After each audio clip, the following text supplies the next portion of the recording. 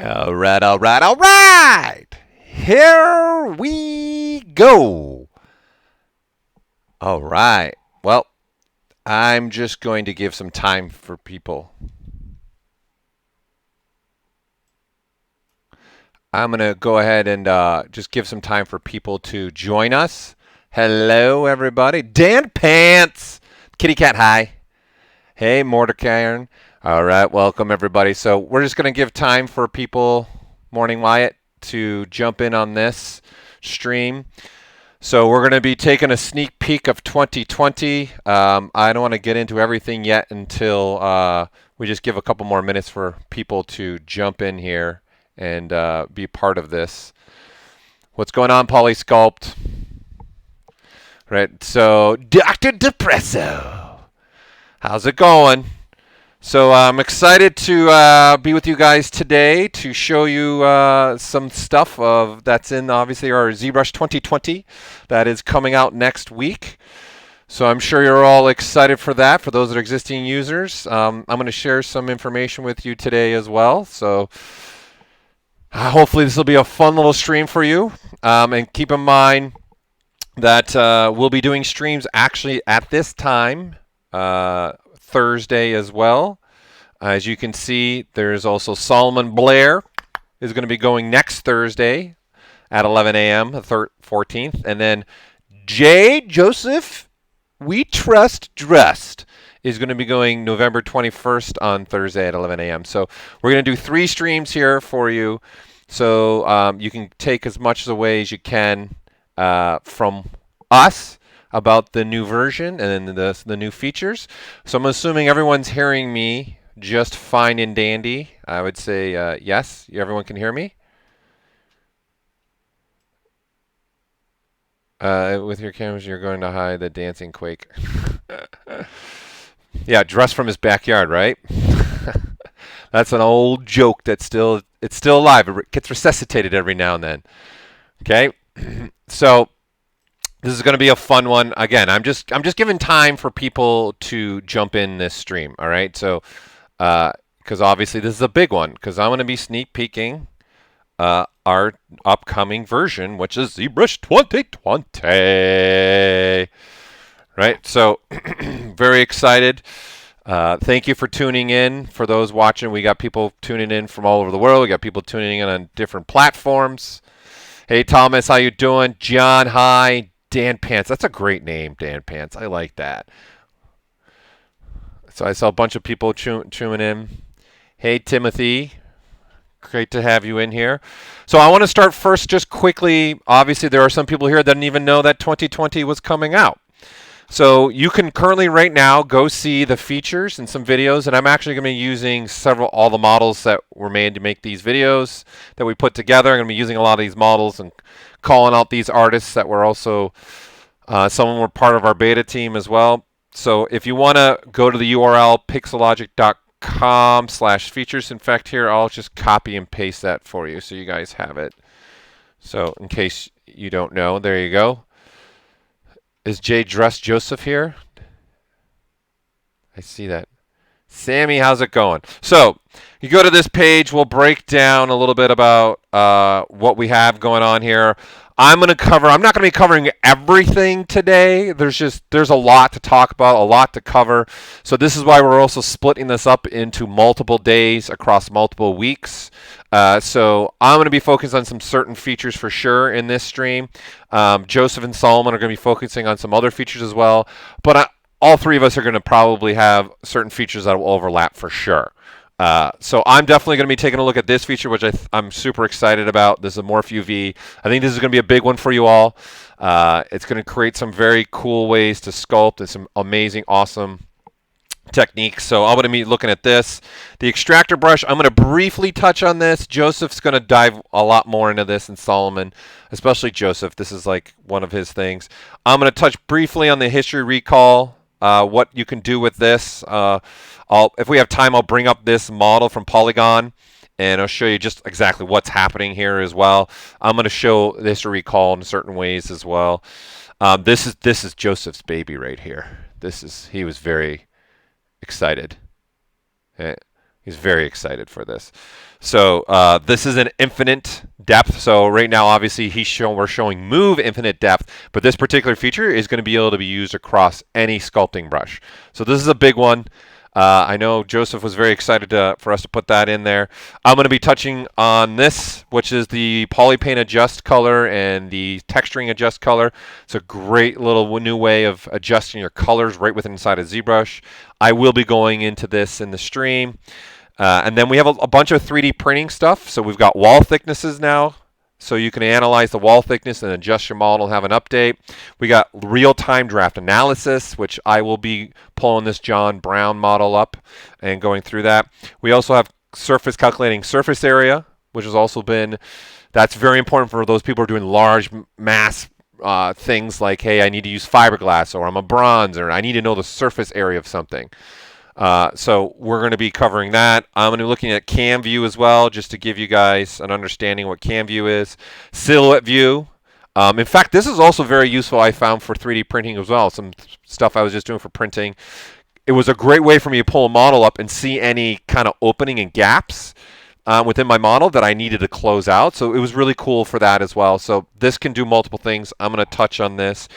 We've got ZZoo, which there's going to be 75 plus new Z-Sphere mannequins that are all animals. So this is a great way for you all to, if you ever had to create some kind of animal in your workflows, hopefully there's an animal there for you now to start with. So we'll be going to that.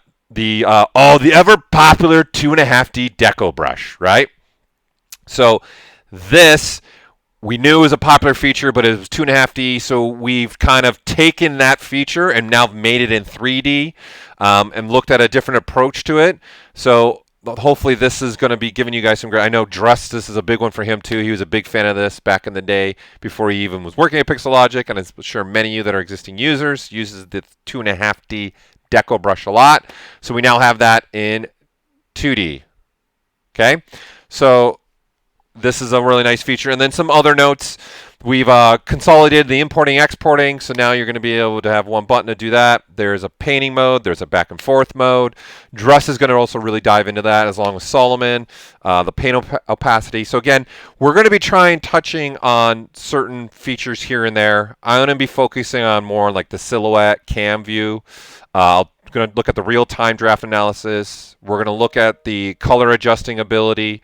We're going to touch on the history recall, and then we're going to be looking at the Morph UV. So that's kind of what I'm going to be really diving into. Before we dive back into the application, I do want to let everybody know that currently we have a release pricing happening here. So ZBrush itself, we've done an introduction pricing to celebrate the release of ZBrush 2020. So for those that don't currently own ZBrush, you are now able to get the perpetual license for $795. This sale is already happening, so you can go purchase right now, and you'll get ZBrush 2019 at this price, and then 2020 is a free upgrade. So it'll be a free upgrade for all of you. So every single person that's in here right now that owns ZBrush, you're getting a free upgrade to 2020, of course. For those that don't own ZBrush yet, here's a great opportunity to jump in. You got it for $795. Normally it's $895. We're also doing a special promotion for the subscriptions. So your first payment for a 6-month is going to be $139.95. After that, it's $179.95. And then month-to-month subscription, your first month will be $29.95, and then thereafter it's $39.95. And for those that are ZBrush Core users, you can upgrade to ZBrush for $745. So you would have both ZBrush Core and full version of ZBrush. So for those that are using the Core version, we're giving an extra $50 off, so you can actually get into ZBrush, the full version, for $745. So I just wanted to highlight some of these promotions that we have going on as well, because this sale is happening right now. You don't have to wait for 2020 to come out, and 2020 will be released next Tuesday, which is November 12th.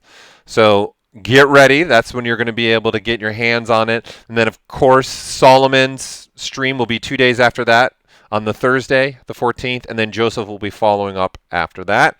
So I really wanted to make sure everybody was aware of those promotions that we have going on. So let's get into this, all right?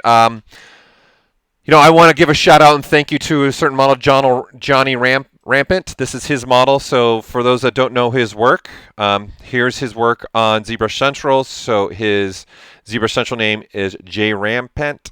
So this is some of the work that he's posted on ZBrush Central and that he's done in the past. So I wanted to let you know and say thank you again for Johnny for sharing this model with me so that I can use it for the videos and we can use it for images. And now I'm using it in the stream. Right, and then of course he has an art station for those as well. This is his art station, so you can reach out to him, especially if you like the model that I'm messing around with, working with here. Okay, so this is what we have here as well. So I'm going to get the one question right out of the way. Right now I see someone's asking about Peel UV. It is currently still in development. That's all I can share with you about Peel. It's still in development. So let's get into this. So I want to start looking at this model. So Johnny poly painted this model, right, and sculpted this model actually in the beta. And now as an artist, I maybe want to go make some changes here, right? And I want to do a quick call out to the new cam view feature. You can see right here, up here in the top right, I'm actually looking at the back of the head. So this feature is looking at what is the default setting in a world is where the camera is supposed to look. So actually this model that Johnny sculpted is actually backwards in the world. So what I mean by that is when Johnny made this, he was looking at it from behind instead of looking at it front. So this is what the cam view is now going to help you all with. You'll know by looking at this, you'll know that, hey, I'm looking at forward world, right? And we'll get into this later, but I just wanted to call out because it's a great example of showing this. So let's get into adjusting these colors.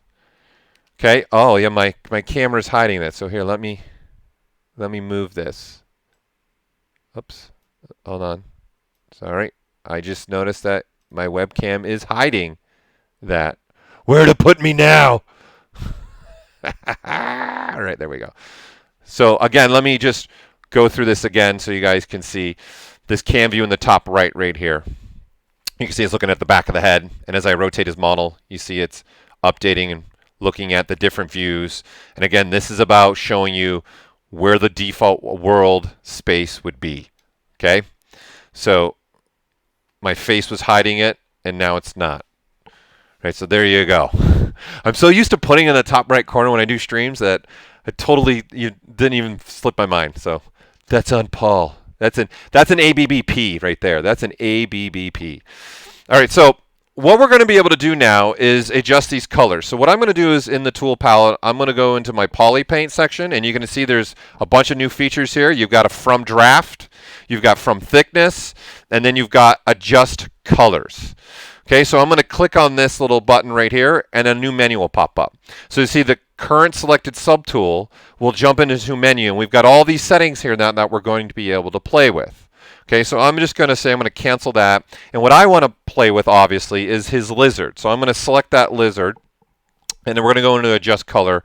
And now you can see we have his lizard in here. We can frame the model, of course. I can use all the same navigation that we have inside of ZBrush. So this is just the ZBrush navigation that we have in here. So let's take a look at kind of what we can do here. Right, so you can see on the bottom we've got a bunch of settings here. We have the ability to adjust hues, intensity, contrast, and gamma.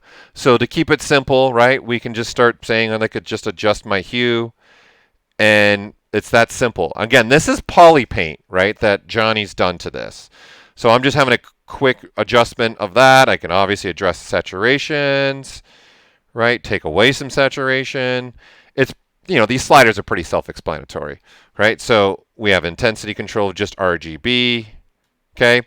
And then I hit OK, and you can see everything updates, okay? And then now you've got this version, which is the poly paint being updated, right? So what's nice is there's some other things here that can be a lot of fun, all right? So let's undo this, just get back to his default, all right?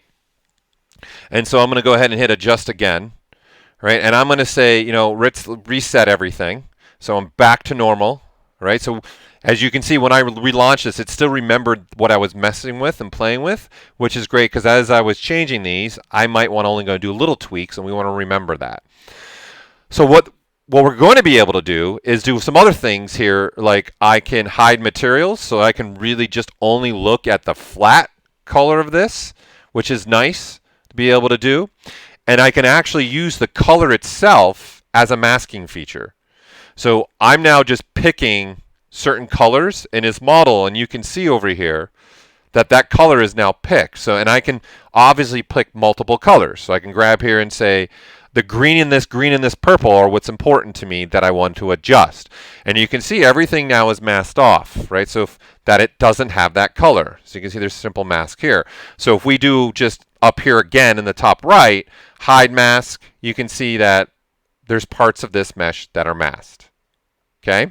And by default, I've got also inverse mask. So I can flip this actually, and now the green and the purple are what's masked, and everything else is good to go.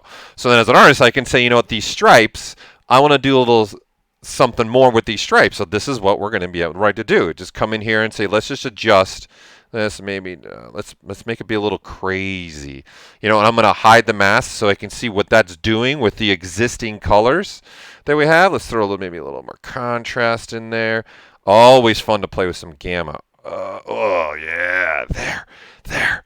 Happy little trees. Happy little trees. Okay? So, oh, now my Pollen and Solomon are covering too. Yep, I got it. Thank you. All right, so let me move them now. All this stuff. Nameplates. Let me see. Oops. Hold on. I gotta move Solomon and Joseph now. I'm running out of space here. Okay, there we go. Okay, so I have all these settings down here to start adjusting and messing around with things. Okay, so when I hit OK, of course now this is going to apply, and we're going to have this. So what I'm doing, of course, also at the same time is creating undos, right? So I'm creating various versions of this. So again, we're going to come back in here. I'm going to adjust and say, okay, I want to play with some more with this. Maybe let's start adding a hue. Let's even throw a tint on this. So right now I'm tinting with white, right? And I'm going to say, let's tint with something else. Let's tint with a yellow. Okay, that's just a little aggressive. A little aggressive. And let's keep that hue down. And so I'm adjusting now this right here, this color picking, right, is being controlled by this tint now right here. So I'm adding a little tint, and he's now fire red. Yes! Fire red. Now, so this is where I kind of want to touch on the new brush, which is our history recall now. Okay, so I've been making these little couple undo histories here. So we've got, in essence, a couple variations of this color. So what's going to be really nice about this is I'm going to want to pull some RGB. So I'm going to turn off Z sub. I'm going to turn my RGB intensity up all the way. And you can see right now there's just 3, right? So what I'm going to do now is hold the Control key and click on this very first undo history. And what that does is kind of marks it. Okay, and then now if you see, I can come back and I still got my other thing, my other version of this model where it's painted up, and we're having a good old time here. Okay, so what's nice about this particular brush is now looking for this marker point in the undo history. So of course we've only got 3. You guys would have possibly hundreds, if not thousands. And just so you know, projects save undo histories. So if tools don't save undo histories, but projects can. So when you guys go to the File menu here, this open right here and this Save, that's a project. And you see undo history is actually turned on right now in my version. So if I was to save a project, all this undo history would save, and when I load the model, I would get it back. So tools do not do that, right? So that's an important note, okay, because you're going to want to be able to play with this feature. Okay, so now that I have that marked, I'm going to come over here to the model. Let's go with a bigger brush size here. And let's go into a spot. And I'm going to say in here, I just want to bring back the original paint. Right? So now I'm actually bringing back some of that original color that Johnny did. Right? So I'm actually doing a blend now between certain undos. Right? So that's what I'm looking at here. I can, in essence, paint away what I've done already to Johnny's model. Sorry, Johnny, if you're watching. The disaster that is me that I've done. So you can see I can literally get rid of that paint. So it creates a nice workflow for us now that I can keep adjusting these colors, okay? And I can go back and forth with this, right? And Seagull, you can paint with layers. That is already possible. Okay? So yes, the undo history that you have from models from 2019, when you guys get 2020, yeah, that undo history carries over, right? There's now just this new addition having the ability where I can mark what I want, right? So this is now the version, and then now I have this version, right? And now I can come in here again and make more adjustments. But what's also very nice about this, and what I actually enjoy doing, is this also is a very great part, nice feature of this. So I'm going to let's clear all the mask here, okay? And then let's just mask him. So I'm just making a mask in the front part. So obviously none of this is masked, nothing here is masked. So I'm going to come in here and say my color adjust. And you can see there's a mask already here, right? So this is why we have the hide colors, right? And here we'll even do the hide materials. So this is pretty much what I've done to the model really quickly, right? Now, what's really nice about this is, as a user, you got to think of the times where I'm masking something off, and say I've already got some poly paint, of course, on here, and now I also want to use the mask with the paint. So this is where this feature is also extremely beneficial. You'll see here there are options here. There's an override, there's a mask, and then there's an unmask.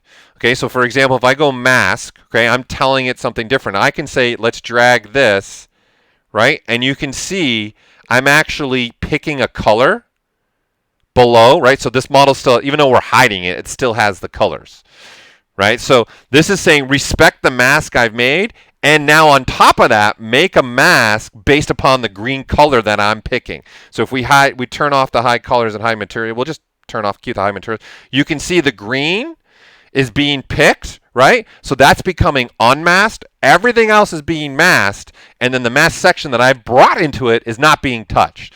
So I have a double mask thing happening here right now. I've done a user-defined mask with my hand, and now I'm doing a color picking mask, okay? And then what we can also do with this, we can do an unmask, right? Which is now, this is only looking at the masked area. So again, if we hide our materials, let's hide our materials in color, you can see now only the area that I actually have masked now is even being adjusted. This is pretty cool, man. And then you can inverse it if you want to. Okay? And then so if I hit OK, right, I'm coming back, and then there is a mask on this model based upon what I sent to the adjust colors. Okay? So this is going to have the ability to really open up a lot of things for us. Okay? Because again, we're going to come back to this adjust color, and I can be looking at this in many different ways. So this creates a very fun and a great workflow. Okay, and then now, of course, because I've got this default and mask, okay, when we're going to make these adjustments now down here with like our RGB, right, you can see only the area that's not masked is being affected, right? So a lot of here, let's get rid of some of the green. Maybe let's get some of that green down. Let's make it real scary here. Oh, God. Sorry, Johnny. Just ruining his model now. Okay, and then there you go. And then of course this was still masked over here. So if we're clearing the mask, you can see that original painting green was done. And then let's not forget, if we're not liking what we get, there's nothing stopping us for using the history brush again, going back to maybe where we liked something, say like there, right? Holding control, tapping on that to make that a marker, and coming back to here, and again, I'm looking at just RGB of this, and then I'm painting this out. Like, this is a very great, fun workflow to start combining these features and working with these features across the board. So that's pretty much your adjust coloring. Okay, again, this is going to be found in your poly paint, and it's going to be this little button right here in your adjust colors. And a lot of this is obviously self-explanatory. You know, you got your intensity adjustments, you got your RGB adjustments.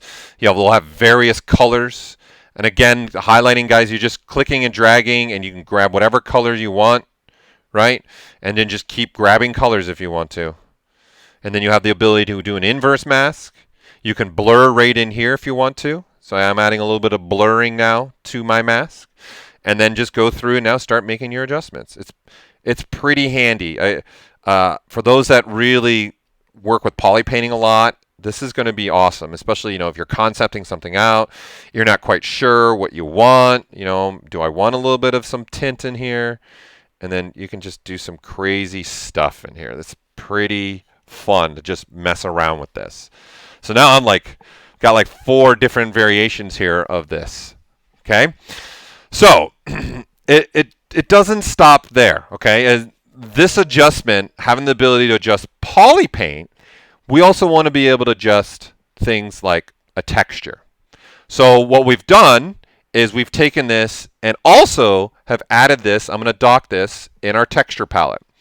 So if I'm selecting a texture, we're going to be able to adjust that as well. So we'll just grab a generic. I'm going to come to this. I'm going to show this in action, but I just want to kind of highlight this and show you that, hey, I can grab a texture. Right? I'm just going to grab something colorful. It's got a bunch of different colors. And you can see right here, there's now an Adjust Colors button right here as well. So when I click on that, that opens up the texture.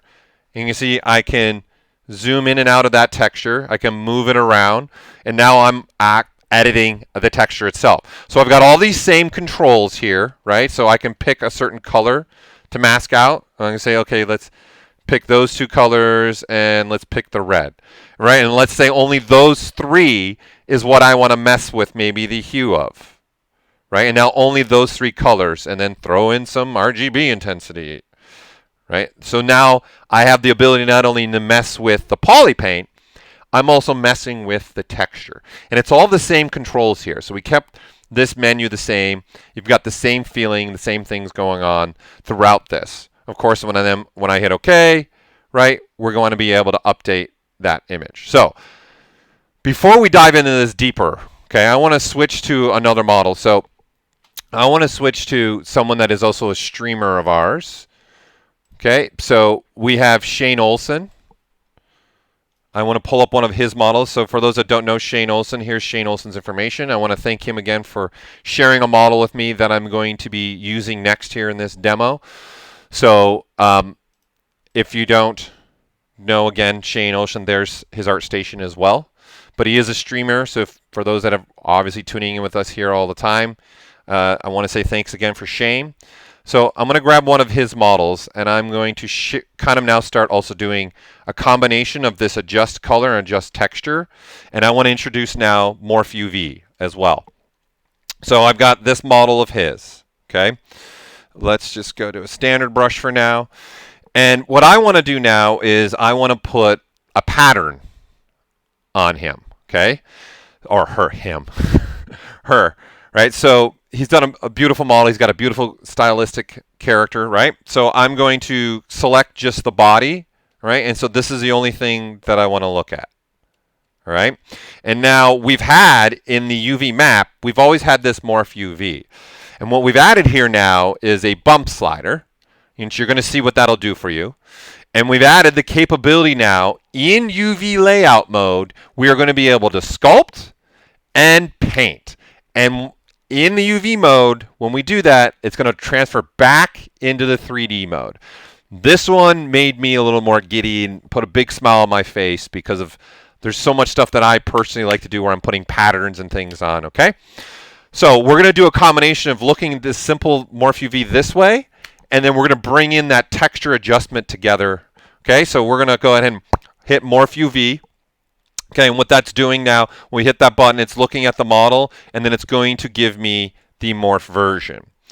Now, we have a little bit of, you can see a little bit of some detailing in there. That's what this bump slider is doing. Okay, so what's going on is he's got a little bit of sculptural detail happening where he's made some like little cut lines to accent certain parts of her body, right? And you can see that. Obviously, when we get into the next model, I'm going to show this with. This will definitely help you out more. Okay. So as an example, if I unmorph this again, okay, and say, you know what, I don't want any bump to show, I can knock this down to 0, hit Morph UV, and in essence, the only thing I'm really looking at now is the paint, right? And you can see the difference now. I don't see really any sculptural detail. And we've done that because during the development of this, there was times where the only thing I did want to look at was the paint. There were times where I needed to use the sculpting information to help me figure out where I'm going to paint, which you're going to see in the next model I have here. So let's just do this one, okay? And I'm going to go to my texture palette, right? And I want to import. So instead of using these textures here, I'm going to import a texture for myself. So I'm going to go ahead and say import. And I'm going to grab a texture that I have that I made for myself. Oh, yeah, it's gorgeous. Gorgeous! Right? So what this is just a repeating flower pattern. Okay? So I want to do now, this is where this Morph UV thing comes in. This is where my mind, I like to call sometimes ZBrush like a cake because I'm fat. Or like an onion. And what I mean by that, there's layering that you can do. You, of course, don't have to do this, but you can do this, right? Where I'm now going to layer a couple features on top of themselves to make something happen really fast. All right? So, number one, I can now say, you know what? Let's add that to Spotlight. Okay? So now I can use Spotlight, right, over top. So I can adjust this image. I can say, let's adjust the intensity of this. Let's also come down here and let's repeat it. But let's repeat it equidistant. Right? So I'm just holding the shift key. And Christmas in a corner, people. Christmas here. I'm going to move this over here so you guys can see better. Christmas in a corner over here, right? So you can see you have tiling here. So I'm just either one, no matter one, tile V or tile H, right? You hold the shift key and we'll tile both at the same time. So that's pretty much what's happening here. I'm just tiling both at the same time. Okay? So what's nice about this is we're using this to start saying, okay, where do I want this to sit? Right? So I'm going to say, let's put this here. All right? I'm just going to move the dial over so you guys can see what I'm doing. The spotlight features are all through here. What I really like is this spotlight radius mode. So this is why we call it spotlight. So it's just like turning a dial, like an old school rotary phone. Oh man, it was a 9, not an 8. Oh, those were the days. No more just hit a button, delete a number. Okay, so what's going to happen here now is I've got Morph UV'd. I'm using Spotlight as an image to move it where I want to. I'm going to hit the Z key as in like ZBrush. You'll see my image, right? And I can hit the Z key and come back and say, you know what? I want this to have a spotlight radius to it, right? And I also want this image to have maybe opacity to it as well, right? So right here, I got to move this over. So see there's opacity settings here as well, right? So I have the ability in here to start messing around with this. I'm going to go with a smaller brush size. And you can see what Spotlight Radius is doing now. I can kind of just move my hand around so that texture's still there. And of course, for me, I can say, you know, the only thing I want now is RGB, right? And Z intensity. And then I can start painting this pattern right on the UV. Okay? So what I want to do, though, I'm going to undo this. And what we've done, not only have we put that ability to adjust colors in the texture, and not only have we put it in the painting, but there is new masking options. And the mask by color, there's actually a mask by polypaint now. So I can click this open, and you can see I get the same thing, except it doesn't have all the controls on the bottom, because this is just straight up, I want to use that feature now to mask. So to me, the orange part is what I want to change in this model. I'll leave the white alone, and I want to change the orange. So now I can grab this, right? And you see this is now masking out that color. Okay? So the white is staying unmasked, and the orange is famous. So I can obviously say inverse that, and now I've got the opposite. Right? So this is simple because there's only two colors, right? But you got to think about when we were talking about Johnny's model, he's got a bunch of colors happening. That's why we allowed you to have multiple color selecting. So now when I come back, this is obviously updating on the model, all right? And then now when I paint, right, it's only going, so I can go crazy, and it's only going in the orange area, which is great. And I'll go with a -100 focal shift because I want to just be straight up, give me that pattern. Okay, now, what's nice about this is obviously it's black and white, right, on white, right, because the rest of her body is all white, right?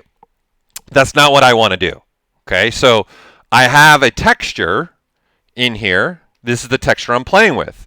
So what I want to do now is actually adjust this texture. Let's have a little fun with this now.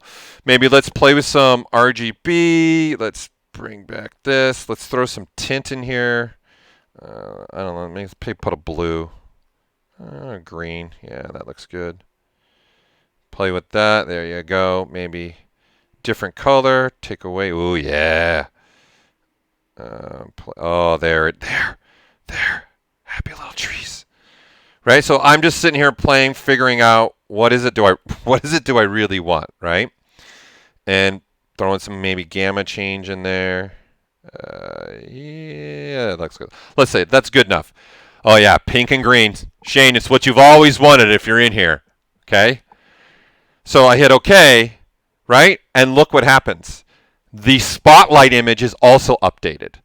So this created a very fast time workflow where I've got the image, I'm editing it in here, but it's because it's linked in Spotlight, right? I have the ability to also do this here. So now, again, if I hit the Z key and now I'm painting, I'm now just painting that new version of this image, which is that wonderful pink and green, right?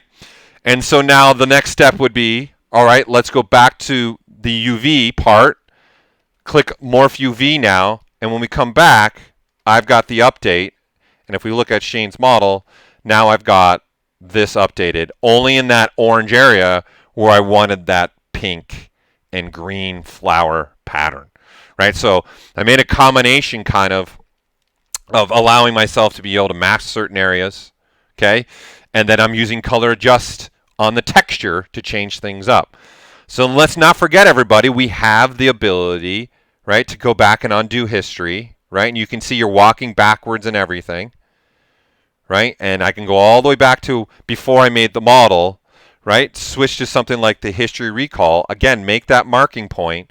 Come back all the way to where there's the flowers, right? And again, start painting out maybe even the area of the flowers, right? So I can have a combination, I don't know, one leg's orange for whatever reason, okay?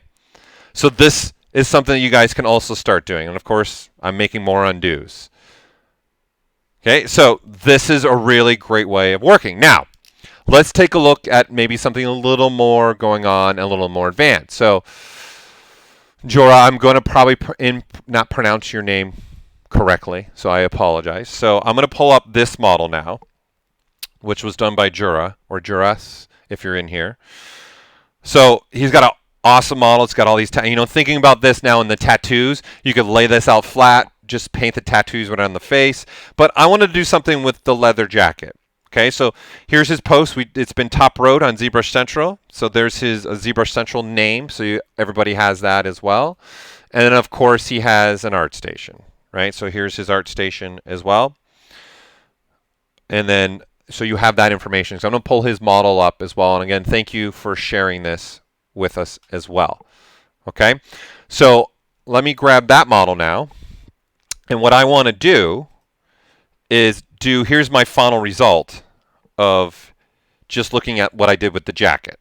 Okay, so I put the ZBrush logo, I've got the Pixelogic logo on the back, I've got these white strips here with little stitching and so forth and so on, right?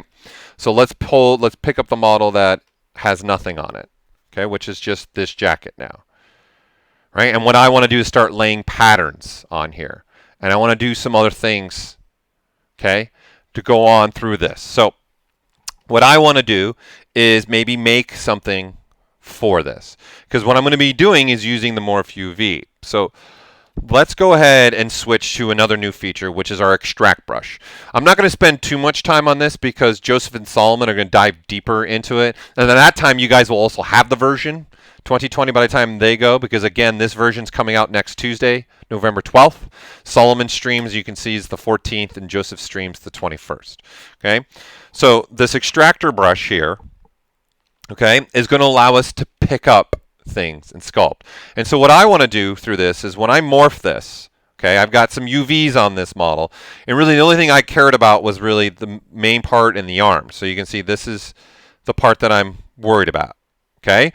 And what I want to highlight here, and what's really important, Number one, you can see what the bump's now doing for us. You can see where he put in certain wrinkles. So it gives me an understanding of where things are in space of the model from 3D to the 2D mode, in essence the UV mode. Okay?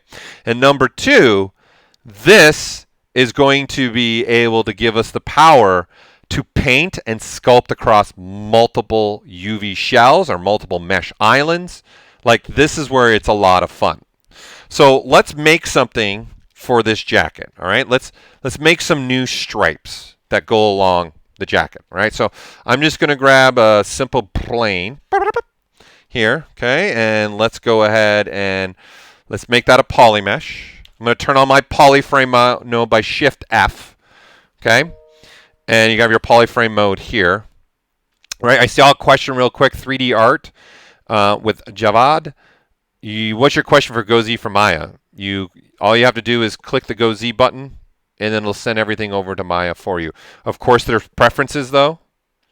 Okay, so you might have to install first and pick your path to Maya. You got to let ZBrush know what path to Maya you want to go to. And ZBrush will send over the models. It'll send over texture maps that are in the texture map, displacement maps, normal maps. It'll send over creasing. It'll send over polygrouping. Okay. No, there's Comics Legends asking a good question. Is there a way to have the UV view and 3D view at the same time in two separate windows? That's a yes and no. You could use split screen, but what you're looking for, no. You're not going to be able to have morph UV because this is a mesh that we're going to be sculpting on in essence. We're giving you the ability to sculpt and paint on a UV mode. It's actual mesh. It's not UVs that you're sculpting on. It's a mesh. Okay? So let's take this real quick. I'm going to switch to let's switch to ZModeler. I'm going to go ahead and let's grab polygroup it, and I'm going to say polyloop. It's fun to say polyloop. I'm going to come to this face. All right, what I'm looking at is that orange line that's going this way. Okay, and I'm going to say let's make a new polygroup there, and let's make a new one there, and let's make a new one there. Okay, so now I've just got two polygroups here. Okay, I'm going to divide up. Okay, and now I'm looking at just dividing up this mesh. I'm going to use masking. So I'm going to hold down the control key with gizmo mode turned on. So I've just switched to move mode with gizmo mode, and I'm just going to pull this out. Just create a little bit of an elevation there. Okay, so this is now got that pattern, this nice thing right here. It's just a simple lines, nothing crazy. And there's a reason why I'm doing this, because this is also what I'm about to show, what I really like about the new Morph UV ability, right? Because you got to remember, it's sculpting on the UVs themselves as well. So what I'm going to do now is switch to our extractor brush. So there's going to be 3 different extractor brushes. And again, I'm not going to dive deep into this because the other 2 guys, Solomon and Joseph, are going to dive a lot deeper into that. So here, I'm going to make my brush palette pop up higher so you guys can see what I'm selecting right here. Okay, so I'm just going to select this extractor brush. And what I want to do now is I want to tell ZBrush these strips of lines that I just made sculpturally, I want you to pull that up. Okay, this brush is going to allow us to pick up paint and sculpt, and on any mesh. It can be an arbitrary mesh. It doesn't matter if it's triangulated. It doesn't matter if it's decimated. It doesn't matter if it's divided. It doesn't matter if it's Dynamesh. We're just picking up the sculpting information and the paint information. So right now, obviously, this is just sculpting information. All right. So my draw size is going to play a role on this.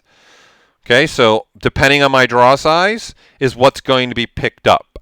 All right. And now what I'm going to do is I'm going to hit the shortcut G, as in great. Okay, and then now I'm just going to click and start drawing, and you can see it starts just drawing out this, and you can see I've got an alpha automatically made for us. Okay, so this, what's nice about this is we have some controls here. So the from brush is the new feature here, which is part of the extracting. So reason why I'm calling this out, even though we have these extractor brushes, you technically can turn this feature on for any of the sculpting brushes, right? And you can use it. The extracting brushes we've just set up to work nicely, okay, in a certain way. So when you turn this on, you can see you have an alpha width and you have a blurring. So my alpha is 128, right? So you can see it's 128 by 120 because it depends upon what I'm drawing across. So what I want to do is I'm going to hit the G key again, right? I'm going to hold, and I'm going to make a straight line. So this is using sculpting abilities to start making this, okay? And I want to be able to use the ability to have not only just hitting G, right, and then just doing something like where I'm doing this waviness crazy thing, right? I want to have the ability to use the advantage of, okay, I'm going to hit G, I'm going to hold, I'm going to click and then hold the shift key, and what that opens up is this ability, which this is new from 4R8, and I want to draw across here, right? And then I'm making a nice alpha that's perfectly straight, right? So again, guys, you got to be thinking about this. This is not a new feature. This was added in 4R8, but I'm using it now to make a nice straight alpha because I want that alpha to be nice straight across my model, okay? So now I'm just pulling up some sculpting information with this extractor brush. Okay? Yeah, there's a butler behind me. So let's go back to the model. I like it. Right? And let's look again at this. All right? And I want to now start, say, putting that pattern and doing some things to this jacket. So let's get in morph mode. So what you got to think about here is if I'm trying to sculpt across this, right? And I want to make, let's say, that pattern now straight across the jacket here. And I also want it to go on the arms as well, right? And then maybe whatever, if I want to go on the back. But for the sake of just talking about this, I just want to go across the body and I want to go across the arms right now. So obviously, this is difficult to do right now in 3D mode because you got to sit there and try and say, all right, let's start sculpting across this and start sculpting. And then I got to turn this. This is in the way, right? I can't get in there. I got to be able to stop and start, right? Which is possible. It's definitely possible. But it's way faster and way easier now to just use the Morph UV mode. So I'm going to click on my Morph UV mode. We're going to look at this flat, okay? And this is the jacket. So I'm going to come, let's go this way with it. And in fact, I like to use the layer brush for this. This is a nice one for me. So I'm going to say, let's use the layer brush. Let's go grab that alpha, because that's all it was. I just created an alpha from the extractor. That's what the extractor brush is going to help us do. It's going to help us create alphas and textures. Okay, and now I'm going to say, in the stroke palette, I want this to roll on itself. Okay, so when I'm sculpting, I'm getting this pattern. Right, so here I'm going to go with a bigger brush size so you guys can really see this. Right, you can see I'm getting this pattern. And what I'm going to throw on top of this now is I'm going to throw RGB. So now I'm sculpting and painting. Okay? And what I want to do is make that intense a lot more, right? So then I have stuff like this now. So I am sculpting and painting, okay, on the model at the same time, but the morph version of the model. And yes, of course, morph UV will still work on lowest subdivision levels if you want to bring down something to the lowest subdivision. Whatever level I'm sitting at when you go to morph UV, that's what you're going to get in now the morph UV mode. Okay? So I'm painting and sculpting. So what we've also added that's new to this is going to be a big one, especially for those of you out there that make custom. Look up here, look up here, look up here, look at me, look at me, look at me, right? We've now added a little A button.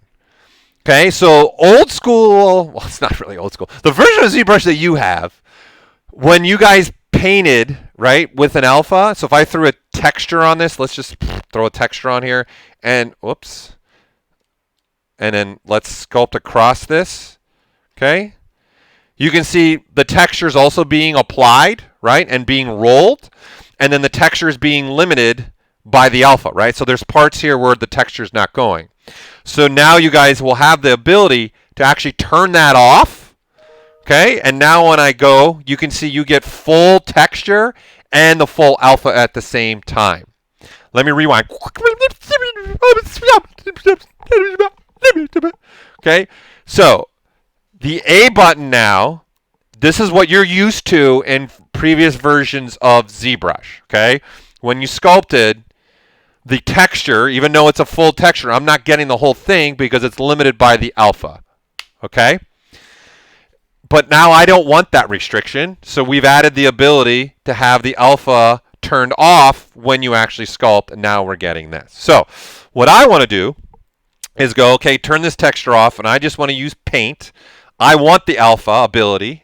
Okay, and just like I just did previously, people, I'm going to click, hold the shift key. Right? Think about this. And now I'm just going to sculpt right across. Boom, straight line. And keep in mind, I'm drawing a straight line across right now different parts of the body. Right? I'm sculpting across the back of him right now and along both sides. So, excuse me, sorry. It's a little intense, so I'm going to undo that. Let's drop my intensity to 5 because I don't want it to be super intense because I want to come across this area. And again, I'm just making a straight line, and boom. Then I'm going to come up here and say, hey, you know what? I want that on the arms. Here's my arms that I have. Okay, so I'm going to say, click here, come across, and then boom, I have that on the arms. So really quick, with 2 quick strokes, if we unmorph this now, I've actually got this racing stripe pattern going across multiple parts of the mesh, right? The Three Amigos, who brought it up? I love it. Love the Three Amigos. Okay, and so this is sculpted and paint. So I've got it on the arms now. I've got it on the chest. I got it on the back. And I'm just using the UV island shells, right, to give me that ability. And then because we're now in the morph, okay, ability, we got all the sculpting brushes at our disposal, right? So I switched to the layer brush because I like what the layer brush does in this mode. Okay, so we can also then say, you know, I'm sure plenty of times we want to do things like a logo, right? So let's import a logo here. Let's import a different one. So I'm just going to go to my import, and let's grab, why not? Let's grab the ZBrush logo here. I'm going to go ahead and I'm going to, right in here, I'm going to flip it horizontal, okay, because I know I want the logo facing a certain way. George, you like that rewind thing? Okay. And then now I'm going to say, instead of doing a stroke this way, I'm going to do a drag rec, right? So it's a different stroke. And now I just come in here and say, where do I want that? I'm going to say right here. Say that looks good. Unwrap it. And then now I've got a logo on the shoulder. Right? Really quick. And of course, we can undo this, right? Come back to this and say, you know what? For this, and this is what I did in the video, there's no RGB. I just want straight up just the logo by itself. Something like that. And then morph out of that. And then now I'll have a subtle ZBrush Man logo right there. Right? So again, I saw the questions about how I'm doing this painting thing across. So here, let me do it again for you. Okay, so you guys can see. So let's do it up here on the shoulder part anyways, okay? So let me grab my alpha again that I made. Okay, yeah, that's the one I want, right? So this is just painting, right? So I want to paint and sculpt across this, right, is what I'm looking for to do. That's not my alpha. So I want to have the ability to start messing with this. And what all I'm doing is I'm clicking on the surface, right, which then is it's going to sculpt. Right? In this case, it's sculpting and painting. All right? And I'm going to just click, then hold the shift key. Okay? So my finger is still on shift, and my hand is still on my Cintiq. Right? So this allows me to use different angles. Okay? And if I let go of the shift key, right, but don't take my pen off, I now will sculpt a straight line and paint a straight line in this instance. Okay? And then your polyframe mode, this is what your polyframe mode looks like. It's going to be super dense for you guys to look at, but it's not anything spectacular. Right? I didn't really do anything to Jura's model, his model. I just took his jacket and I just laid out some UVs for the purpose of where I wanted to put some striping. Right? So this has only got a couple subdivision levels as well. Right? So again, we're working on something that does have multiple subdivision levels, and it's just got 3 levels. Okay, so you can see what I'm working with here, right? It's just something pretty simple. Of course, I can keep dividing up if I wanted to. We could remesh it if I want to, but I didn't need to, right? And then now if we turn everything on here, right? This is what we got, right? So then this worked really well. See, it didn't touch this part because that was a different UV island shell. It didn't touch this part where the zippers are because that was a different UV island shell. I have it stopping so it doesn't touch any of this right here, right? Because those are different shells. So this gives us this amazing ability now to sculpt and paint across multiple pieces of one mesh. And then, like I was highlighting, I can make super straight lines. I can make angular lines and things like that. Okay? So it'll work really well for some very crazy fun stuff. Okay? So that's your Morph UV, right? There's some 2 examples for you to really see about using it with patterns and then using it across multiple shells. Okay? I want to move on here, right, to something that is also for printing. Okay, so I'm going to pull up John Brown's model here. Hold on a second. Yeah, there you are. Okay, so this is a model, and let's think about this for printing purposes, right? So John Brown is a clay sculptor, and he teaches at Gnomon School, so he does pieces like this. He's a fine artist, right? He's an artist that has been doing this for years. He's worked in the film industry. So he's working on projects where he also teaches, and he's done a planar studies. And what he's doing is he now wants to mass produce them. So John Brown is someone that's, he's a clay guy to start, right? And he's really comfortable in clay, and he does stuff in clay. But then we want to 3D print it, and we want to do more with it and make different sizes as an example, right? And mass produce it. So this particular piece, that's what he wants to do. So this is John Brown's website, figuresinfocus.com. Okay, he wants to take this piece and he wants to mass produce it. So we scanned his original sculpt, brought it in ZBrush, and now I have it in ZBrush, and I want to make an 8-inch. I want to make a 16-inch. I want to make a 36-inch. You have that ability now because we have a digital file, right? So when we're going to stuff and do 3D printing, okay, GoZ will work with the new version 3D Art, and it works with all previous versions as well. There's a cutoff for Maya, though. It depends on the version of Maya you're in. It's only going to work all the way back only to 2016 Maya. So if you have anything earlier than Maya 2016, GoZ is no longer going to work. You would have to upgrade Maya. So I want to be able to take this model, and I want to do a test. And I want to do things like, okay, I need to make sure that when we make a mold of this, that this can actually be pulled out of the mold. Right? So this is where drafting is going to come into play. So I'm going to dock our transform palette here. Okay? And this is multiple meshes. Okay? And we've got a mesh that's ready for 3D printing. In essence, it's got all the keying parts that we need, right? And we can start manipulating and messing with this. So you can see they all got different parts to it. Right? It's ready to go. Print out. And then it all will fit together. So you're printing this in pieces. Okay, but what you want to make, okay, to this is making sure that, like I said, this pull out with the mold. So what we've added now here is draft analysis. Okay, so we're going to have the ability now, in Transform, we've got a draft analysis button. Okay, so I'm going to click this, and now you're going to see the model turn green. It's going to come out of perspective mode. And if I rotate this, you're going to see there's red and green. If we get up close in here, right, you're going to see that it's also got some yellow going through there, right? So looking at these models, right, I want to be able to just see, right, what I'm doing in here. Okay? So where it's red is a problem area, in essence. Okay? That's an area that could be a problem for us. And I'm going to switch to my standard brush. Okay? And what I want to do over here is I want to say, well, what is the draft angle that the machine is allowed? Okay? And people are going to use this not for just only when they're making a mold, but if you've ever done something, say, with a CNC machine, you got a bit that's just going around and moving like this. They have a limitation to how much it can turn, right?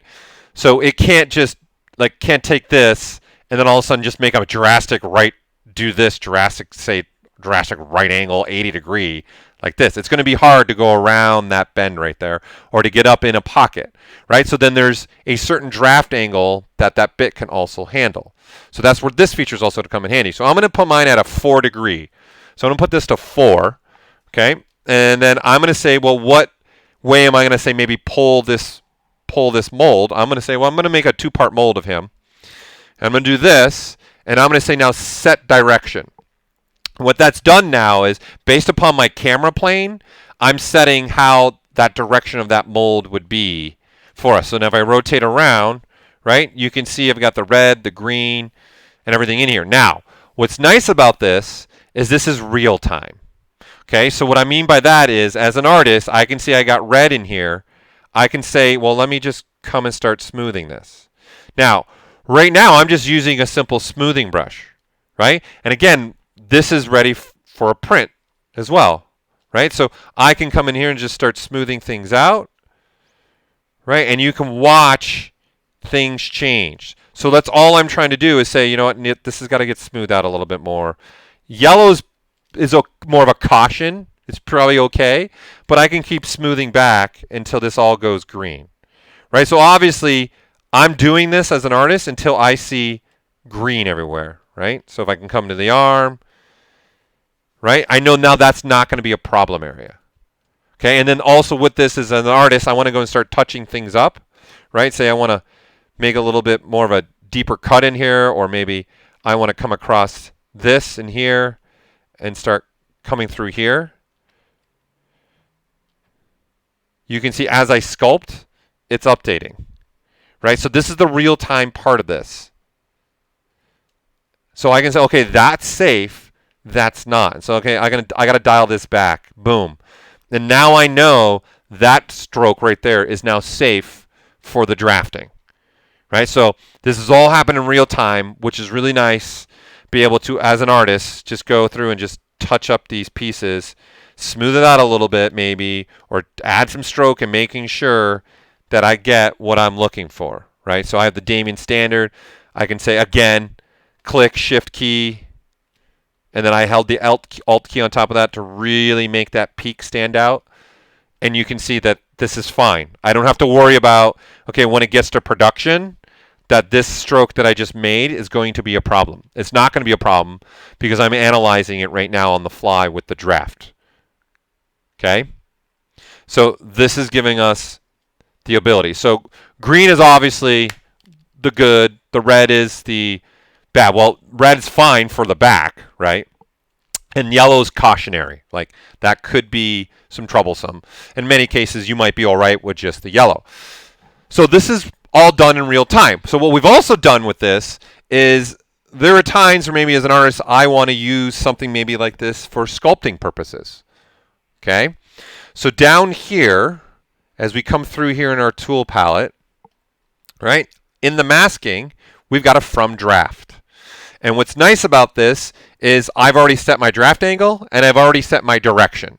So because I've set it once now with the real-time one, you can see it is already set in here for the masking version. Okay, so now when I hit mask by draft, it's now doing a draft. But what's different about this one is this is doing it based upon occlusion. So this is even more what's the word I'm looking for, I guess, detailed or specific, right? It's looking for actual meshes that are even blocking, right? So in the real-time one, this pull wouldn't be a problem in the sense that it's analyzing each of the features themselves, right? And then it's drafting. So right now, I'm just looking at only this piece, right? And you can see it's doing a masking draft basically, because maybe through here, maybe I want to bump this up a little bit more, and I can use the draft, right, to do this. And of course, we can blur this, and then I'll switch to one of our sculpting brushes, right, and then just start sculpting that line. So if we hide our mask, right there is that draft line that was made from the mask, right? So I've had times where this could be very handy. So Control H is hiding my mask, which is just clicking this. That's all I'm doing. Okay, so I'm just using masking now to do this, right? So the back is unmasked and the front is masked, and then it's using my angle to do that, right? So if I want to now say a mask from a different angle, say like this, I say set direction now, and then mask by draft. Then now it's looking this direction, right, on the body, so it's coming across the shoulders instead of looking face forward, right? And that's what it's doing, right? So it's looking at these 4 million polygons and then applying a mask based upon that. So the previous one was real time, okay? This is not real time because it's making a mask, and I want to be able to use the mask. And you see the occlusion part right here. So you can see this portion of that sculpt is blocking this, so then there's no mask in there. That's the difference, right? And you see the pectoralis in here. See, it's blocking that part right there, right? So this peak here is blocking that so it doesn't get a mask there. Okay? So this would be a great way to do this. Right? No, you can't create subfolders if that's what you're asking within a folders. It's just, so when you create a folder like I have here, so like this one's ready for print, and then torso with keys, you can't put another folder within this folder. No, if that's what you're asking. Okay, so what you're also going to be able to do, which could come in handy for you, is polypaint. So you can see there's a from draft here as well. And you can see that I've got the same settings. So these settings are carrying across just in multiple ways. So I can say from draft, and now this is going to apply the polypaint red and green and yellow. Okay, and then they have a visual painted version because maybe you want to get that paint information also out into other external applications as well, because our STL, our OBJ, and FBX will send out vertex color. And you can see the green is coming this way because if you remember, I had changed my set direction. This is a prime example showing you once I've set the direction once, I don't have to go set it again. And so we had set, I remember if I changed, I set from that.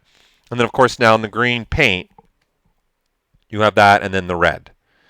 This is not real time, and this is using a little bit different algorithm. Okay?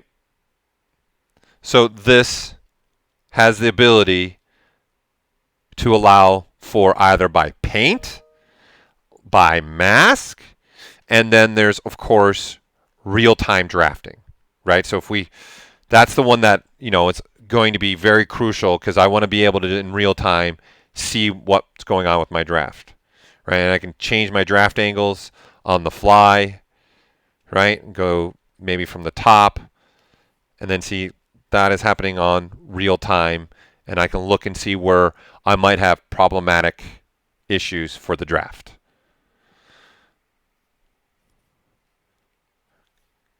Right? And then so for people like Nick who's colorblind, you could do it by the poly paint and then go do a color adjust and adjust it to the colors that you can see now.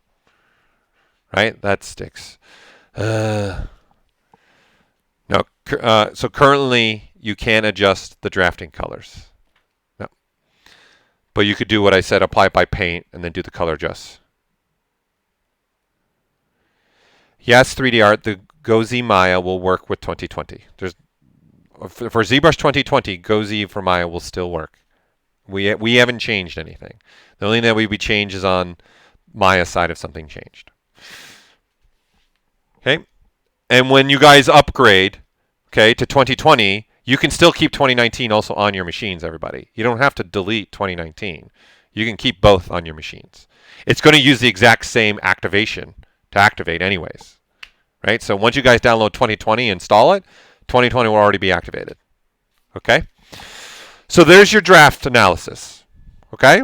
So there's the ability to looking at our draft. So let's look at now some other features here. Let's look at, say, the silhouette. So this is going to be nice. I know there's definitely some artists out there. You know, Cesar de Gaulle Jr. comes to mind for me. Okay, that uses this to, you know, when you're thinking of a character and something you want to make. I don't know. Like, for example, in this case, let's take this dog. Dag. Just take the dag. Right? And I don't want any projection.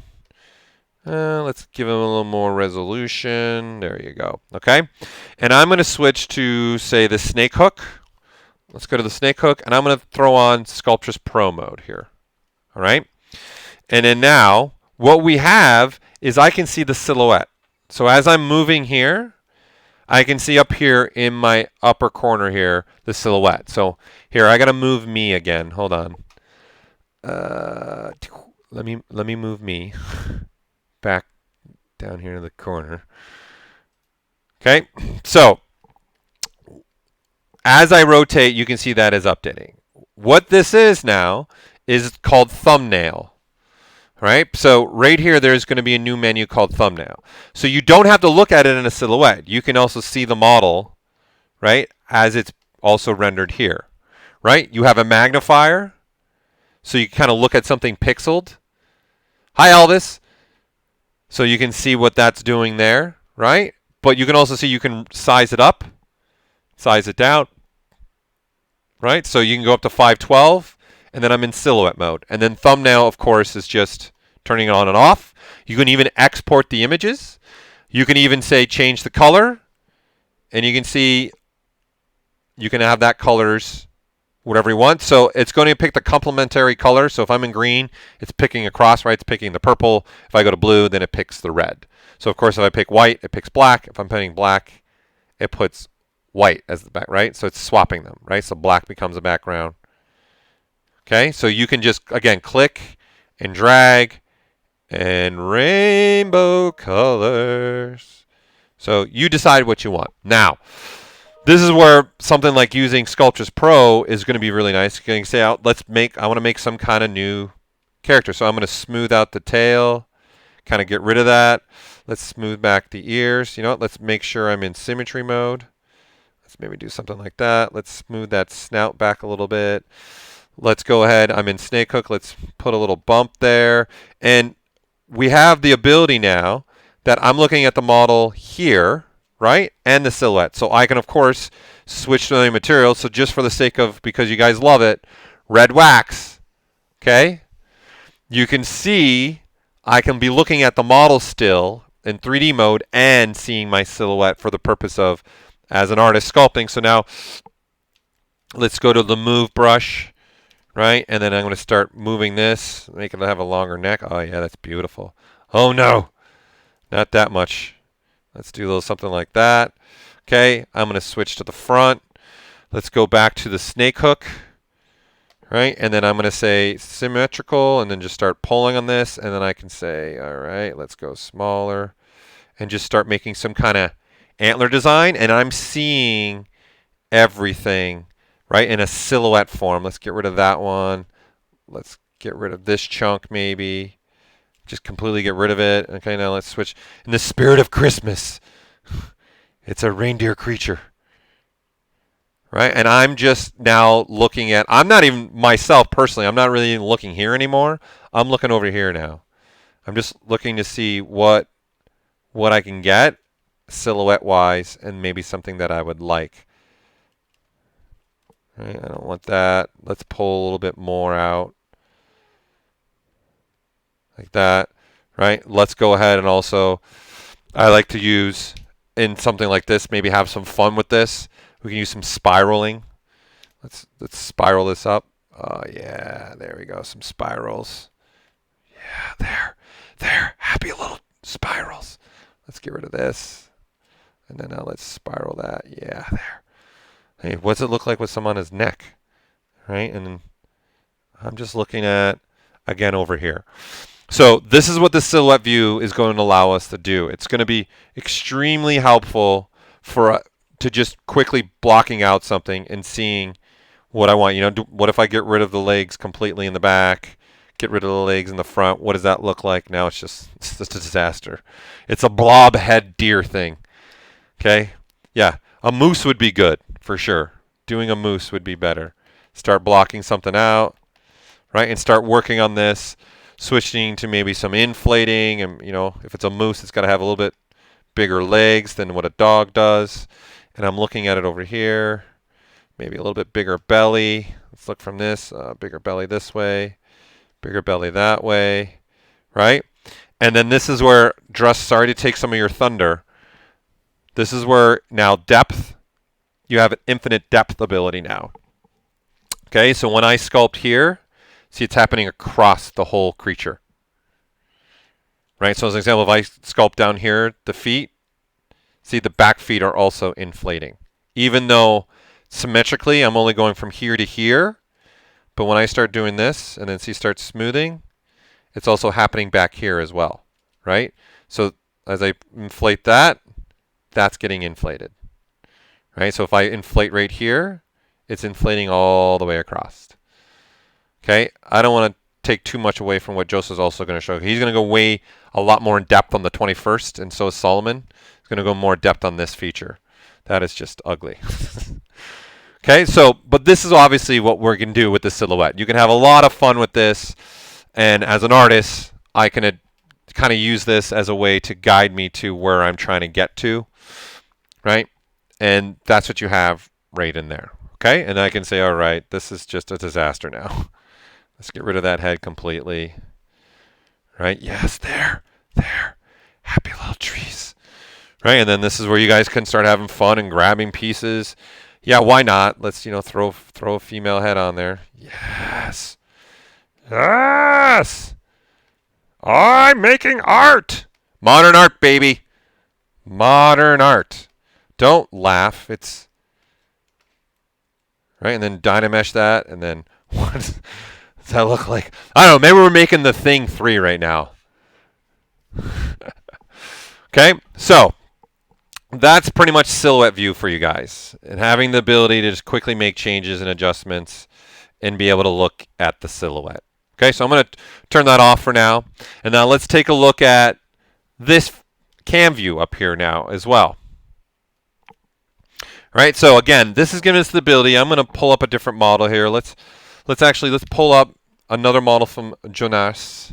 I'm not saying the name correct already. I know that. All right, so here's another model. Right, and you can see we're looking at the front of him right now currently, which now the cam view is also showing that. So there are settings in the preference here for cam view. Right, and you can see we can adjust the size of this if we want as well. Okay, you can turn it on and off, of course. And then there are different ones that are going to be shipped with ZBrush. So as you rotate your model, that's going to update. So here's one that's literally a camera. Okay, and that red, blue, and green is playing a role. We're going to start talking about that. So there are default ones that ship with here that you guys can use. There's some nice skull ones in here, and you're going to be able to make your own as well. Okay, so obviously the first thing you can see as I rotate, this is telling me where the model's sitting in the world, what's relevant to the world. Okay, so he was facing, this is saying you should be looking at the face of a model, which I am looking at the face of the model. So that's what this cam view is telling you. This is saying the face of the model is what you should be seeing, and that's what I'm seeing. I'm now going to also be able to come over here and snap to different degree angles now. So I can use, if I click on the actual cam view itself, okay, and then I'm snapping to the closest 45-degree angle. So now I can use this cam view to snap certain angles. Yes, you're going to be able to save out your own and have your own startup. In fact, whatever one you have selected here, when you save your UI, it automatically remembers it and keeps it as your default. Okay, so now I can have snapping ability. So I'm using the actual cam view to rotate. Okay, and then of course these arrows and these colors are allowing me to say I want to look at the front and look at the back. Front, back. So this is snapping orthographic views. All right, so I'm clicking on this blue circle. Okay, so this pure blue, and it's got to be pure blue when I make these, is telling ZBrush when it sees pure blue, you're telling it to flip the front and back. Green is top and bottom, of course, because that's relating to X, Y, and Z, everybody. That's what this is relating to. And then, of course, red is the left and right side. So you can either do something like this where you can click on these. So, for example, we go to a different one, right, like this camera one. So what I did for this is instead of having arrows, I modeled a camera, and then I just colorize things on the camera. So if I want to see the front, I click that, it's the front, click to the back. And the way I made this, I can still right here, I can click on the top, I can still click from the right to the left, right, bottom, top, right, and then I can still rotate it. So I put the colors on the camera itself. So you can see some of these are going to have that, right? See, like this, it's colorized, right? And I can actually, at any view in this cube, click to any orthographic view that I want to. So all you do is got to click on the blue once and click on it again, and it'll swap between the front and back. Same thing for the reds. You click on the red once, clicking on it again, it'll swap, and the greens do the same thing. Click on it once and click on it again, and it'll swap them. Okay? So pure green, and what I mean by pure green, people, is when you come over here, right? The RGBs here. So in essence, this. So that's pure green, right? That's the Y. So when I go make a custom one, if I have any pure green color on it, that actually can be used as a point of interest for the cam view to swap between things in here. Okay? So to create your own is pretty simple. Okay? In the sense that all you have to do is put your model where you want it, right? And you click this Make Cam View. Right? And then ZBrush is going to go through all the views automatically for you, and then it's going to plop it up, and then I'll have a new cam view in the top right. Okay, and then there you go. Now, this is taking the document as well, because what it's doing, you've noticed, is actually creating an image. Right? And there's multiple images of multiple views here. So whatever's in the document is what's getting picked up. Okay? So if I change, for example, my document color here to white, you can see the cam view's got like a gray box happening here, right? Because when I picked it up, I was picking up, all right, the background color information as well. Okay, if that makes sense to y'all.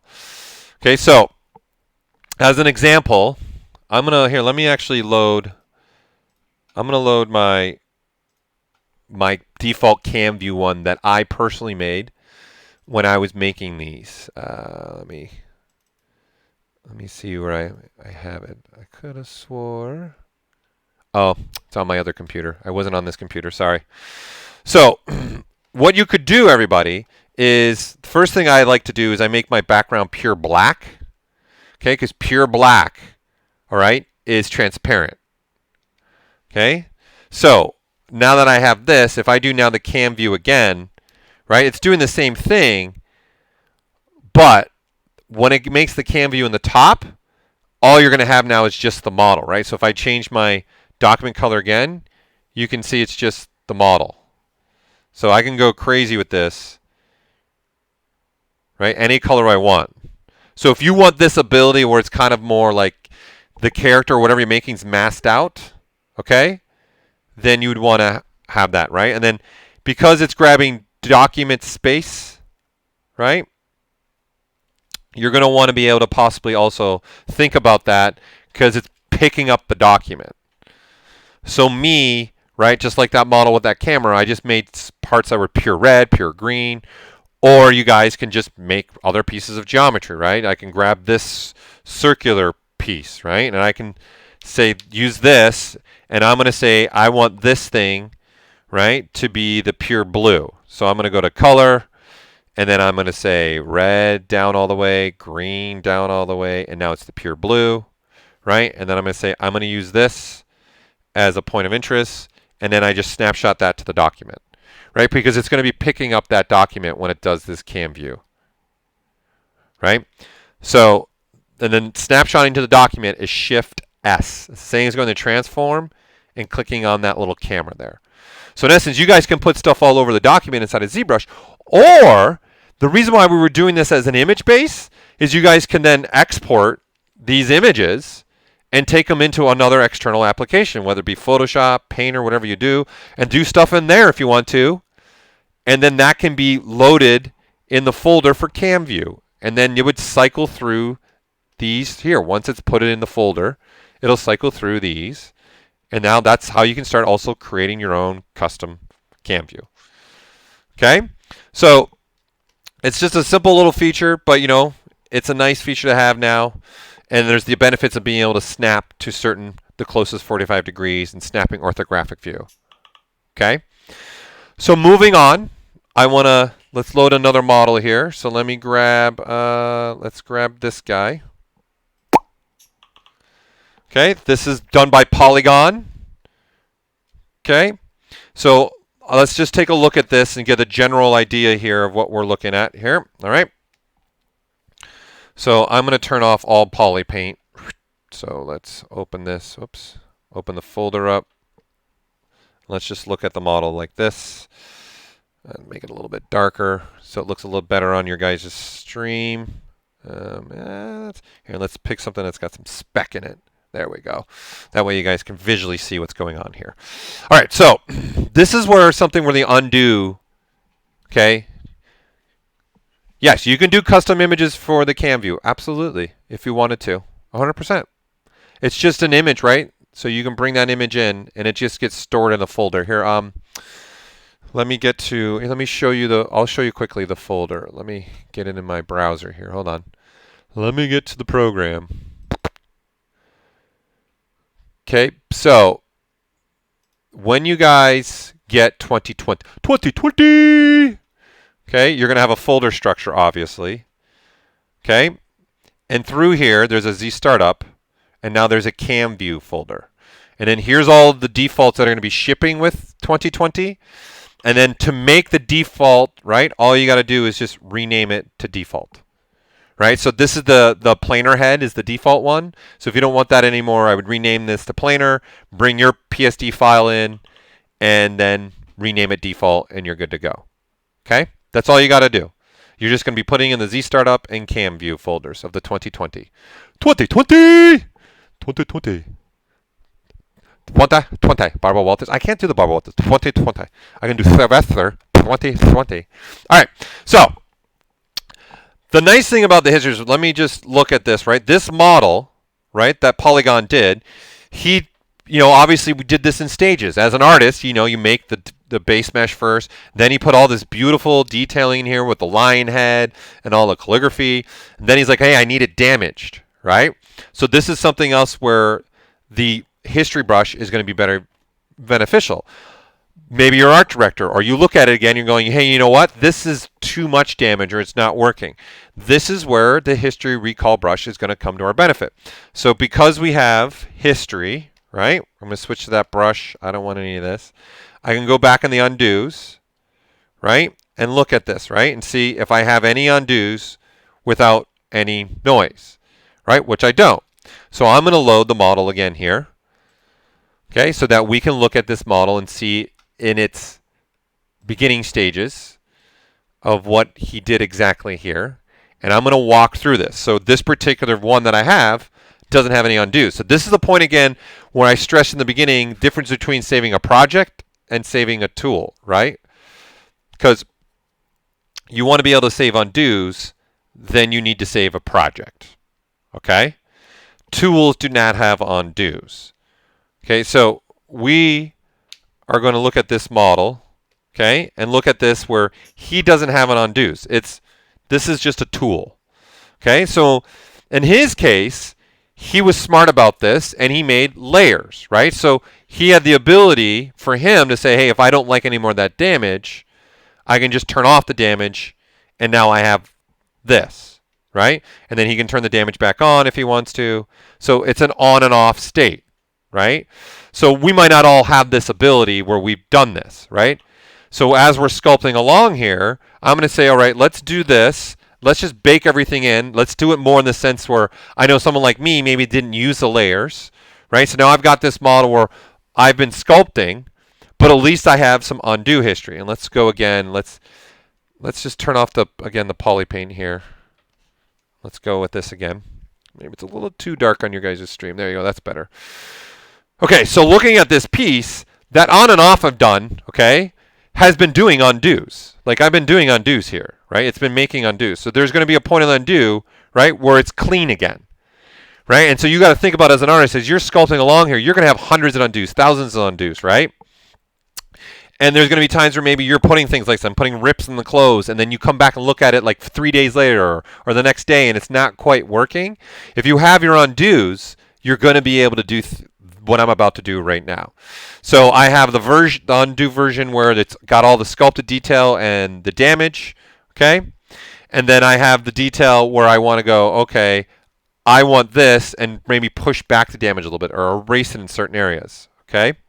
So I want to have the ability to look at this and go, okay, there's different views here. And I'm going to say, okay, this one, I'm going to mark that one.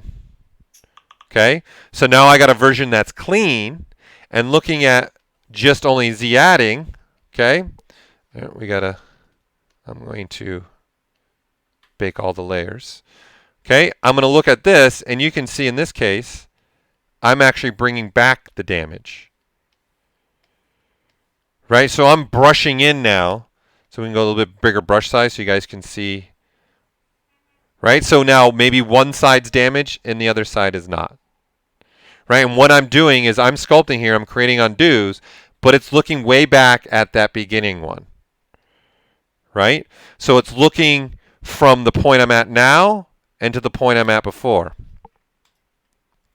And it crash. Save my project. Okay, so it gives me the ability to kind of work in a backward state, or in this case, I was working kind of in a forward state. I had the mesh when it was nice and clean, and then I had the mesh when it was all damaged. So again, Solomon and Joseph are going to dive deeper into this with their streams. Okay, so the history brush, I've showed it by using with paint. I've showed it use it for making sculptural changes. Okay, so let me just wait for this to finish saving, and I'll come back in. So let me catch up with some of these questions in here that I've been missing. Those guys have been funneling through here. So again, yes, as far again as Peel UV, again, it's still in development. So that's all I can say about the Peel UV. Okay, I see a question. Is there a point to the UV surface noise versus Morph UV? It's, in essence, you're doing pretty much the same thing, but you're still on a 3D model, right? The Morph UV part, I'm looking at it flat, right? I'm seeing it just flat and dandy, right? So here, let me kill this. Sorry. I don't want to wait for this to save. I'm going to just kill this. I don't want to wait. I'm impatient. It's a big file. Okay, so back to that question. Surface noise has UV ability, but again, you're looking at the 3D mesh where what I was doing is I was able to sculpt across and paint across flat purposes, right? So it can come in handy for me to look at that. So that works as well for you too, to use it in the surf. So for those that don't know, in the surface, in the noise, that particular person is bringing up, there's a UV option right here. Okay, and then the noise gets applied based upon the surface. But you could also just morph UV and apply the noise that way as well. Is it compared to models in world space, meaning a rotated model at some point in the undo history? Will it not line up with the spot on the model you were trying to edit later in history? So, well, if you're moving a model, right, if I'm understanding your question, if I'm moving a model in space, whoops, not with symmetry on, right, there's an undo happening, right?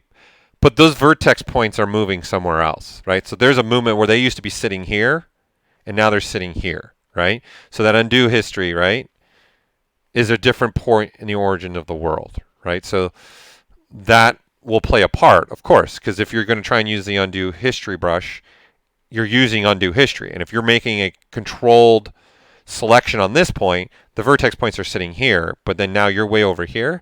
That's, of course, going to make a difference.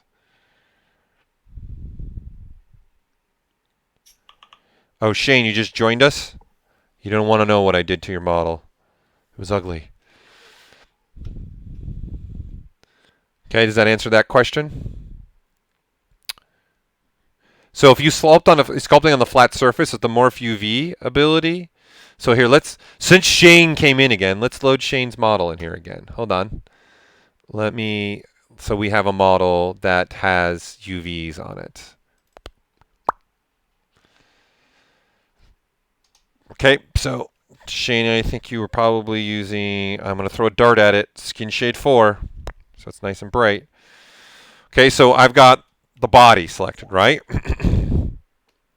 So when you're morphing this, we're now looking at the UV space, but we're giving you a 3D model representation, in essence, if you think about it, of that space, right? So when I go and sculpt across this, so we'll just use clay buildup, right? I'm sculpting across, so if I want to put a belt across there, right? This is what the benefit is. Think about it. If I want to put a belt, it's now easier to just click, hold the shift key if I wanted to, and draw a straight line across there, and I'm getting a straight line, right? I can sculpt inward if I want to as well. Okay, so this is going to be more beneficial for me. Say I want to come across like that. That's an easier stroke to make, right? And then now you can use other sculpting features. I can use things like lazy mouse, and I can do backtrack, and I can do a path. So I can actually create a path and then sculpt across that path, right? So for example, this is doing this, right? And then it comes across that path again, right? So it's creating that path. So when I unmorph it, you can see where it's going across. And you can see that would have been very difficult to do in the 3D state. You can see I want to like across inside the armpit. I'm going inside the arm. Like you're not going to be able to sculpt inside of there without using visibility, right? So that's one of the things that the Morph UV is also going to help with, is having the ability to you to sculpt in tight areas, sculpt across areas, right? And doing what you want, right? So for me, if we go back and again look, go undo, we're going to get back to the undo state eventually of this, right? So this is another UV shell. So this is an internal surface. So he's got a shell, so he's got an inside surface.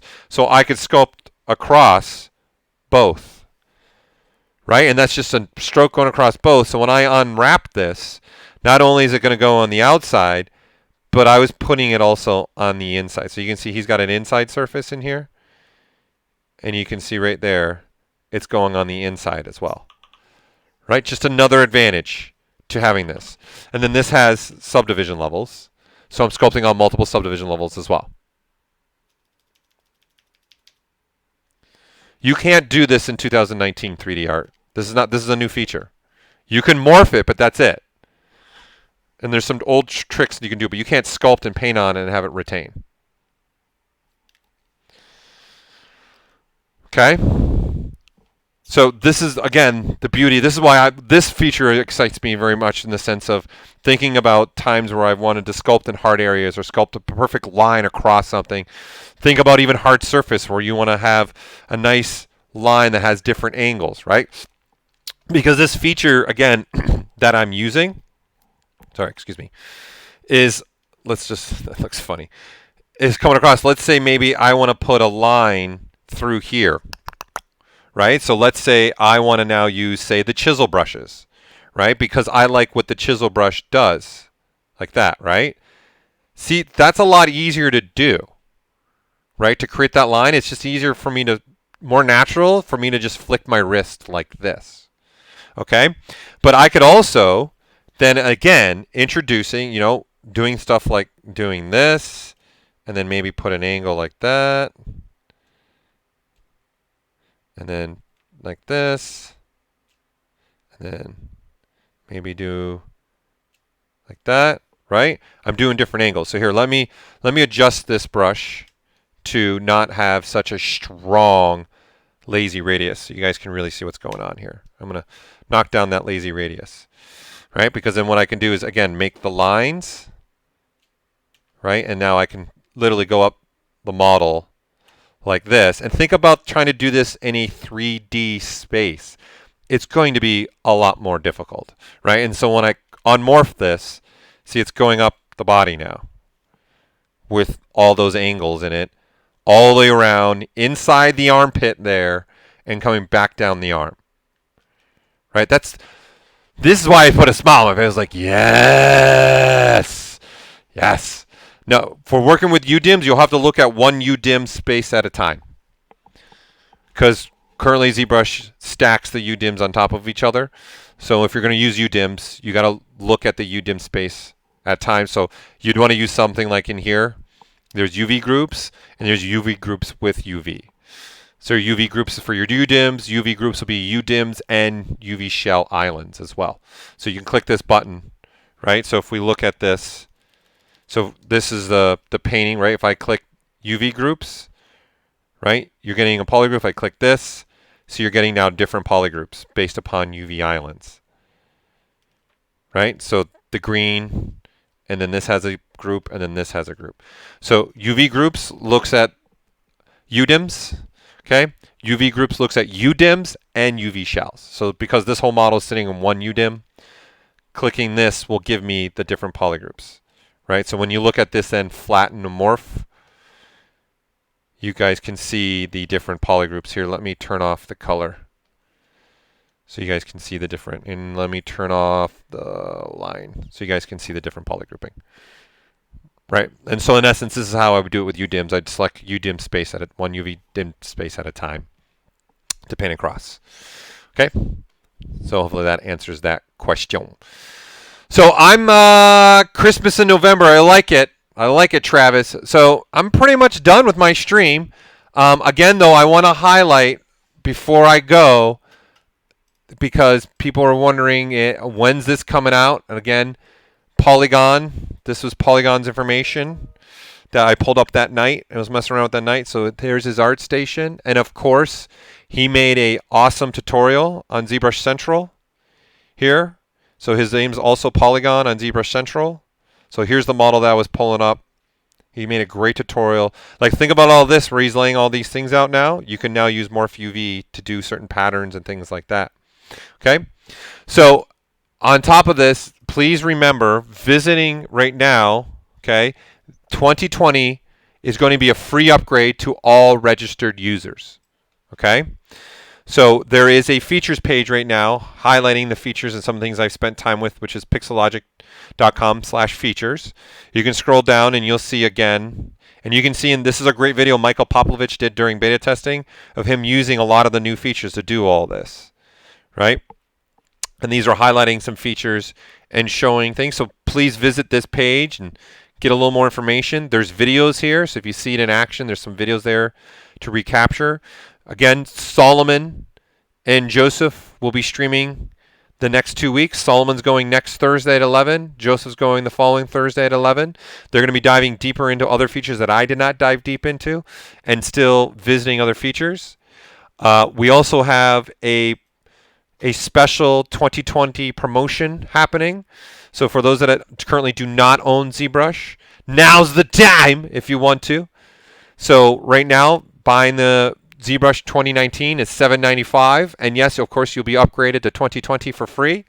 If you want to go the subscription route, we're giving a promotional price on the first payment of 6 months. We're giving you $40 off, so you get it for $139.95, and then the following 6 month subscription would be $179.95, and then month-to-month subscription, we're giving you the first month for $29.95, and thereafter it's $39.95. If you're a ZBrush core person that's been watching this and you want to upgrade to ZBrush, we're giving it another $50 on top of the $100 you already get off. So you're getting $150 off. The full version of ZBrush you're getting for $745. So for those that own ZBrush, here's an opportunity to jump in. For existing users, okay, you're just going to get, again, a free upgrade. Okay, so I saw it's been put in the chat. So there's your link to that. Let me see if there's any last minute questions before we call it a stream. Again, thank you for tuning in. Don't forget to tune in more, okay? And looking at what Solomon and Joseph will be sharing. Same bat channel, same bat time. Just not annoying bad jokes. So 2020 again will be available next Tuesday, November 12th is when that'll be available for you. You guys, those existing users, you'll just download the installer And then once it's installed, it already will be activated. It'll be using your current serial number and your current licensing of 2019 or 2018. So you'd have at least have version 2018 and up for it to automatically be activated. Okay, so any last minute questions or anything from somebody? I'm looking through here to make sure I didn't miss anything. Thank you again for tuning in. Please stick around for the streams next that are happening still on ZBrush Live. And also the streams coming up again by Joseph and Solomon Blair. So I appreciate everybody tuning in. Hope you enjoy 2020. I'll be seeing you again. I'll be streaming on a regular, of course, on our channel here. I appreciate you watching. Have a great evening for those in other parts of the world that it's late night right now. For those in the afternoon, have a great one. Go Red Wings. Thanks, Dougie. They're not doing too well. It's rebuilding time. It's big time rebuilding time for those Red Wings. For those that don't know, that's a hockey reference. Okay, so have a wonderful evening. Thank you for tuning. I'll see you later. Bye-bye.